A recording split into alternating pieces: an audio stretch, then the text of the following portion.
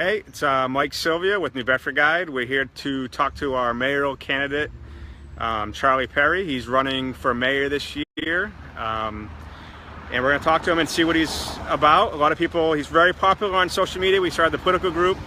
He's winning that poll 9-1, I think, in that group, so he's doing very well.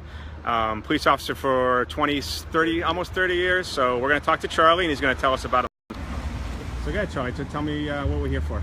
Hi, New Bedford. My name's Charlie Perry. I'm running for mayor for the city. I've been a police officer for 30 years with New Bedford Police Department. I worked in various assignments. One was school resource officer in the schools for 8 years. I learned to relate with kids, parents, and teachers and administrators. There's a lot to say about that, because if you can relate to all three of them, you can conquer pretty much anything that they want and desires through communications, and that's what I'm looking to do. My platform is public safety. I want to fix that, add some more police to the streets, implement the community police unit, which years ago, that was the safest time in our city, when we had community police unit, because what they did is they supplemented the normal patrols, and so I like to get that back in place, where we have a unit where they can speak to people in the community without getting tied up on basic calls that we have for service, okay? Actually, the taxes have been going up pretty much in the city for the past 3 years. It puts a big burden on the homeowner, the property owner. The increases are very hard for them to keep up with. We all have to pay taxes, we all understand that, but the increases for the past 3 years is really a burden on the property owner. So I got to try to help that and relieve some of that burden on them. Third is education. The education system, we're kind of decreasing. We have underperforming schools in the area, in the city, and they're not getting any better. So we need to look at a lot of things. One is the resignations of staff and teachers in the school department. Since the current superintendent's been there, it's up to 700 plus. That's a lot of people. That's more than the graduating class of New Bedford High School this year. All right, so we have to check it, and we have to review that leadership, and so I'm going to do that. Second is infrastructure, the roads. We look at the roads in the city, they're poor condition, potholes. It's like on an amusement ride, shaking. That needs to be addressed, and some people need to be accountable for it. We're the only city in probably the whole country with the name County Street that looks like our county street. It's deplorable. It's potholes, half the street's done, half it's not done. It looks like a quilt that your grandmother made. There's a black spot here, asphalt here. That needs to be fixed. And all that does is take a quick call to someone and have them fix it. I've been using for the past years that C-Click Fix has been implemented by the city. I've been using that, and my name's all over it. I use it, I click it, some things get fixed, other things don't, they get ignored. We have a situation there at Luzo, and the old Cafe Fucho. Guy ran, hit the curbing, knocked the curbing out. I took a picture of it, I sent it in. That was probably 4 months ago. It's still not repaired. So those things need to be addressed, and I'm the one guy that's going to do that. So you wanted to meet me down here at County and Sycamore.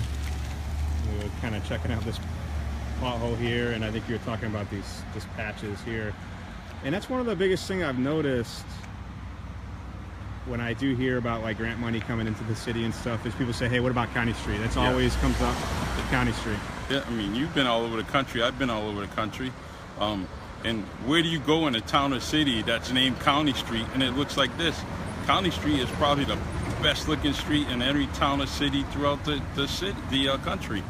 And our city, we got this. This is years of work, or years of unrepaired work.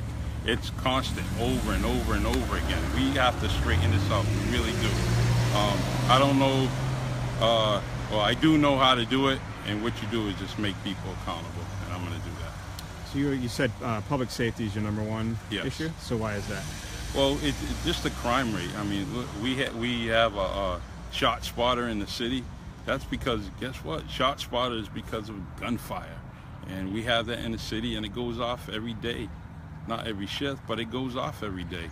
So what that tells me is that something needs to be addressed. There's guns out there, unlawful, illegal guns on the streets. We have to get those things off the street, and the way you do that is getting more police on the street, setting up task force so they can go after people in various ways and ways of doing it through piecework. Police work is undercover investigations and normal patrol.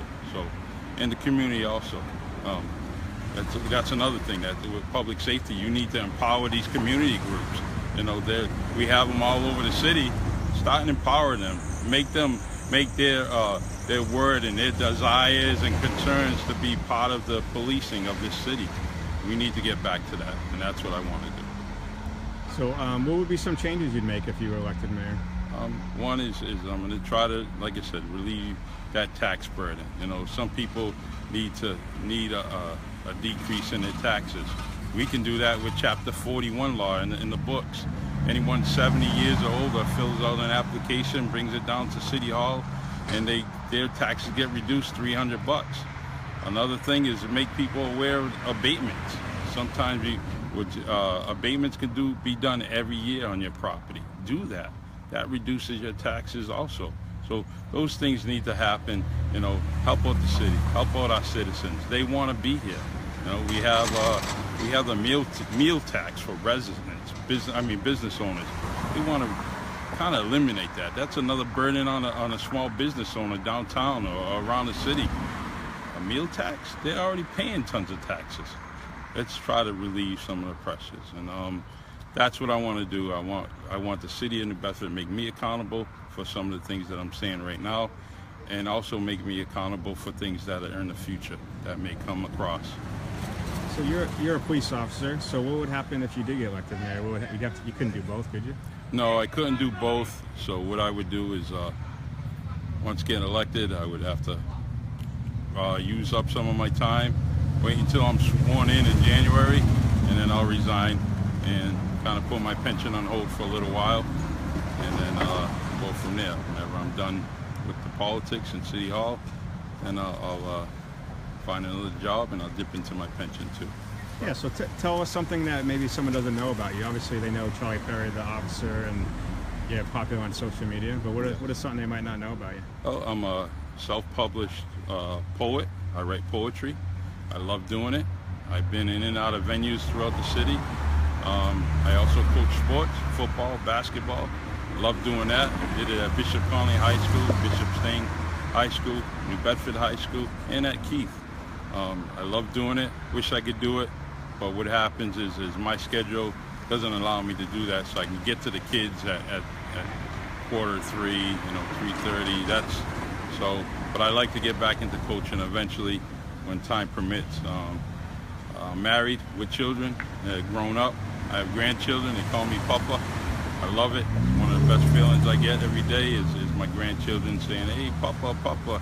It's a great feeling, you know. And that's about it, you know, in a nutshell.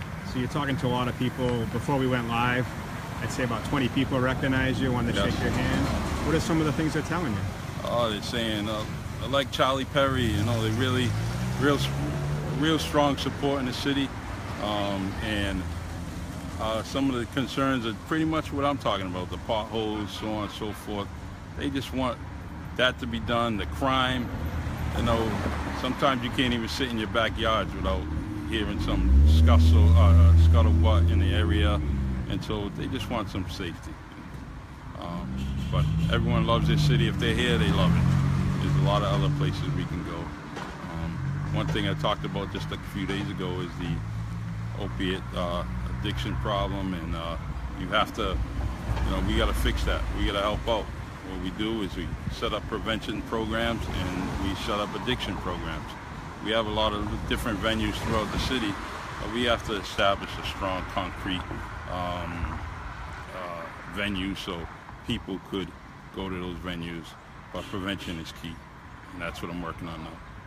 Yeah, you've seen a lot of, I'm sure as a police officer, the opioid crisis. You guys are right on the front line, so we're seeing things like Narcan in elementary schools, yes. so it really has hit New Bedford and really the whole country. Right? Yes, they do.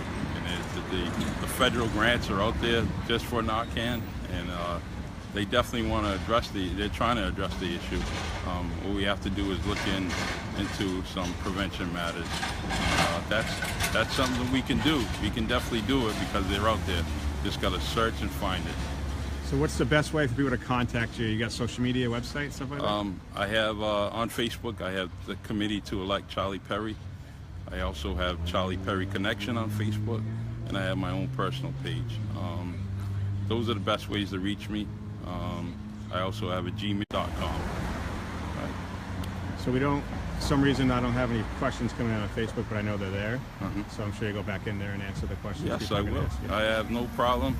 I love social media. It's something I'm always on every day. If you have any deep concerns or any concerns whatsoever, or need some help with something, please, catch me on social media. I'll definitely address it. One thing my philosophy is, I don't know isn't an answer. All right, I'm not going to tell you I don't know. I'm going to find you an answer, whether it's for you or against you, but I'm going to find you that concrete answer. Thank you for sharing your time with me, and I really, really appreciate it. Yep, so we're going to look at doing September 20th, September 20th, we're going to do another live Q&A with Charlie and the other candidates that are out there, and then we're going to look at setting up some debates, which are always fun in the city. Yes, they are. All right, Charlie, thank you. Thank you.